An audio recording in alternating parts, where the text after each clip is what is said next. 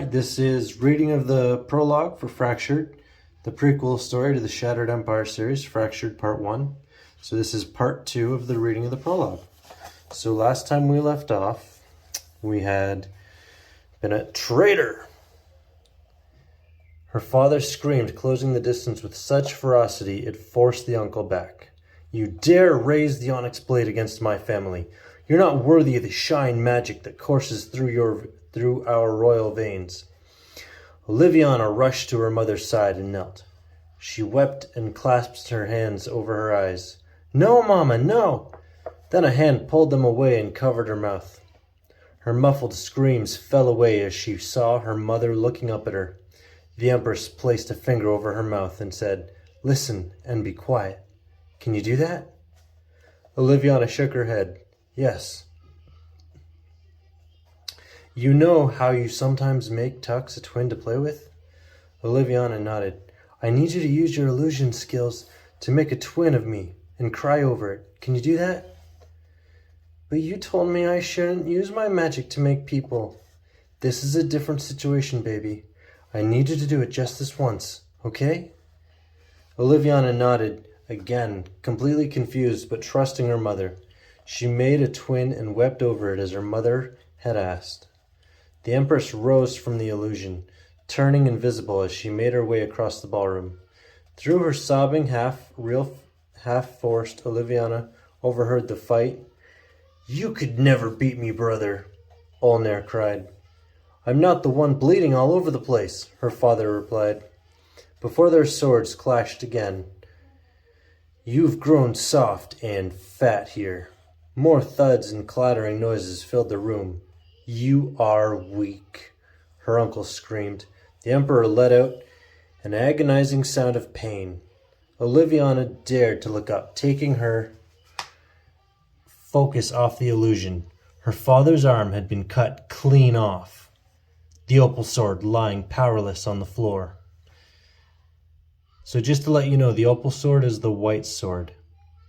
The black is representative of the onyx, which is a part of the Black Kingdom, and the black gem, and those powers, which is all connected through the shine, which is the name of the magic system in the story. Alright, so I'm going to continue. So, now who's bleeding? Her uncle kicked her father to the floor before turning to her.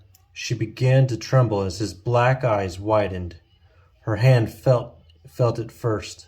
She glanced back at the pile of white powder before her. Where did she go? The uncle asked, looking around. Right here. The Empress stood with a half-skeletal face. She grinned as she pointed the sonic rifle at his stomach. She pulled the trigger. The sword fell from his hand as the blast sent him flying across the room. Oliviana ducked, barely avoiding getting hit by his flying body. She stood stumbling towards her dad, who barely made it to his knees. The uncle stood, eyes still black as the night. So just to pause there, the reason the eyes are black is because in the shine magic system, when your shine is activated, it changes the color of your eyes to that of the gem that you're born, like the royal gem family that you're born in. So in this case, because the uncle and the father, they're brothers, both from the Onyx Kingdom, they both have black eyes, right? Whereas the opals would have white eyes in this case.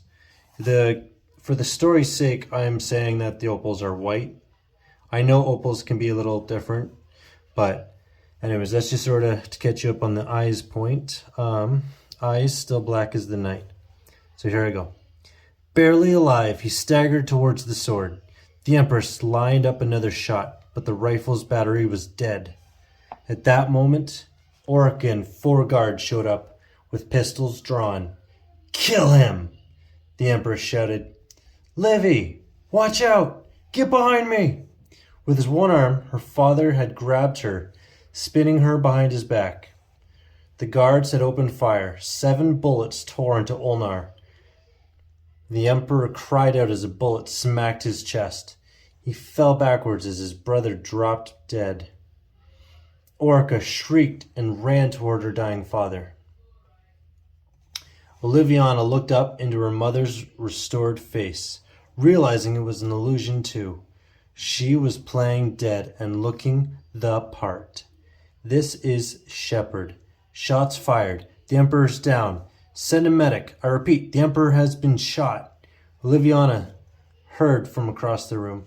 The guard slapped another guard beside him before rushing across the room.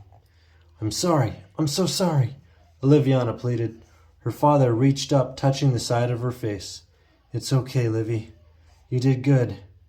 Shepard reached the Emperor. You got your mother's cunning and discipline. You'll make a perfect empress, said Oliviana's father. I know it's not there, but that line was from her father. All right. You got your mother's cunning, discipline, and you'll make a perfect empress. It's supposed to be his dying words. Oliviana wiped her tears away. I love you, Daddy. I love you too, Livy. His eyes closed. Shepard placed his hand on Oliviana's shoulder, but she pulled away to nudge her father. He didn't respond, continuing to coat the royal court with his pooling blood. Daddy? And there we go. That's the prologue. Act 1. So, we start with chapter 1 and we continue with Oliviana. At this point, it has been 16 years later. Nope, sorry. Hold on. Sorry, I was distracted by my daughter there for a moment. I went and helped her, had to pause the video. I just wanted to say chapter 1, this starts, again, Oliviana's point of view. So she was 6 years old during this prologue, the Black Knight, right? And when chapter 1 starts, she's 16.